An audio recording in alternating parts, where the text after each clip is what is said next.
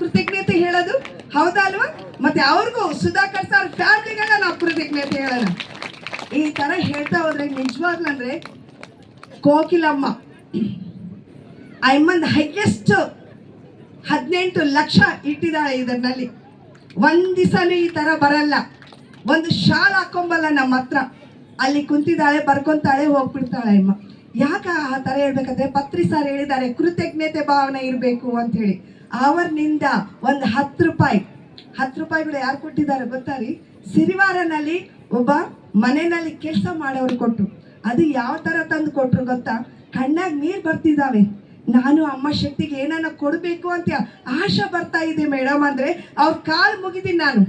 ಅದು ಮನಸ್ಸಿನಿಂದ ಬಂದಿದೆ ನೋಡ್ರಿ. ದಾನ ಮಾಡ್ಬೇಕು 10 ರೂಪಾಯಿ. ಅದು ಯಾವ ತರ ಕೊಡ್ಬೇಕು?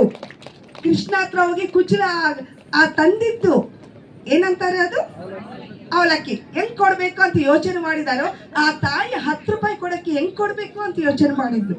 ಆದ್ರೆ ಆ 10 ರೂಪಾಯಿನ 10 ಲಕ್ಷ ತರ ಭಾವನೆ ಮಾಡಿ ತಗೊಂಡಿವಿ. ಆ ತಾಯಿ ಬುಕ್ಕಿಸ್ಕೊಂಡು ಒಂದೇ ವಾರನಲ್ಲಿ 10,000 ಮಾಡಿ ತಂದು ಕೊಟ್ಟಿದ್ದಾರೆ. ಮತ್ತೆ ಇಂಥವ್ರನ್ನೆಲ್ಲ ನಾವು ನೆನ್ಸ್ಕೋಬೇಕು ತಾನೆ. ಯಾವಾಗ ನೆನ್ಸ್ಕೋಬೇಕು? ಕೃತಜ್ಞತೆ ತೋರಿಸ್ತಾ ಹೋಗ್ಬೇಕು ಅಂತಾರೆ ಪತ್ರಿ ಸರ್, ಹೌದಲ್ವಾ?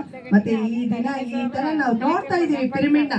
ಅದರ ಹಿಂದೆಗಡೆ ಎಷ್ಟೋ ಶ್ರಮ ಪಟ್ಟಿದ್ದಾರೆ, ಹೌದಾ? Sudarshan sir, Shivappa sir, Krishnappa sir, Venkataramanappa sir, ಅವ್ರ ಫ್ಯಾಮಿಲಿ ಎಲ್ಲ ಇಡೀ ಎಲ್ಲ ಅವ್ರ ಫ್ಯಾಮಿಲಿಗಳಿಗೆ ಪಕ್ಕಗಿಟ್ಟು ಅವರೆಲ್ಲ ಸೇವೆ ಮಾಡಿದ್ರೇನೆ ಇವತ್ತು ಅಮ್ಮ ಶಕ್ತಿ ಬಂದಿದೆ ಅಂತವರೆಲ್ಲರೂ. ಈ ಒಂದು ಅದ್ಭುತ ಶಕ್ತಿ ಕ್ಷೇತ್ರ ಬರ್ಬೇಕಂದ್ರೆ ಸಾಮಾನ್ಯ ವಿಷಯ ಅಲ್ಲ. ಪತ್ರಿ ಸರ್ ಏನ್ ಅನ್ಕೊಂತಾರೋ